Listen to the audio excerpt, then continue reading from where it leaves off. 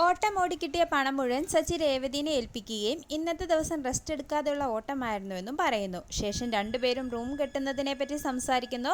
തുടർന്ന് എൻ്റെ കൈക്കും കാലിനുമെല്ലാം നല്ല വേദനയുണ്ടെന്ന് സച്ചി പറയുന്നതിനെ തുടർന്ന് ചൂട് പിടിച്ചു തരാമെന്ന് രേവതി പറയുന്നു.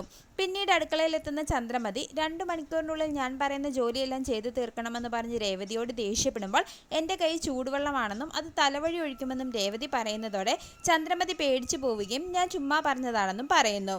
പിന്നീട് മുറിയിലെത്തുന്ന രേവതി സച്ചിക്ക് കാല് മസാജ് ചെയ്ത് കൊടുക്കുകയും കാലിൽ ചൂട് വയ്ക്കുകയും ചെയ്യുന്നു.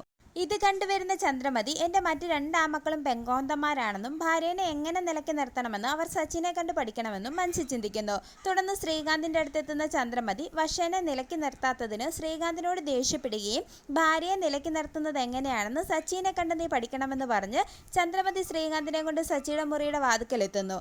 എന്നാൽ അവിടെ എത്തുന്ന ശ്രീകാന്ത് സച്ചി രേവതിയുടെ കൈ മസാജ് ചെയ്യുന്നത് കണ്ട് പൊട്ടിച്ചിരിക്കുകയും ചന്ദ്രമതിനെ വിളിച്ച് കാണിക്കുകയും ഭാര്യയോട് സ്നേഹമുള്ള ഭർത്താക്കന്മാരെല്ലാം ഇങ്ങനെയാണെന്ന് പറഞ്ഞ് അവിടെ നിന്ന് പോവുകയും ചെയ്യുന്നു.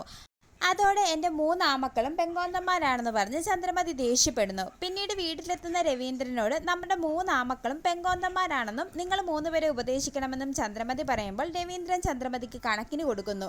പിന്നീട് മാർക്കറ്റിൽ പോകുന്ന രേവതിയെ കാണിച്ച് എപ്പിസോഡ് അവസാനിക്കുന്നു.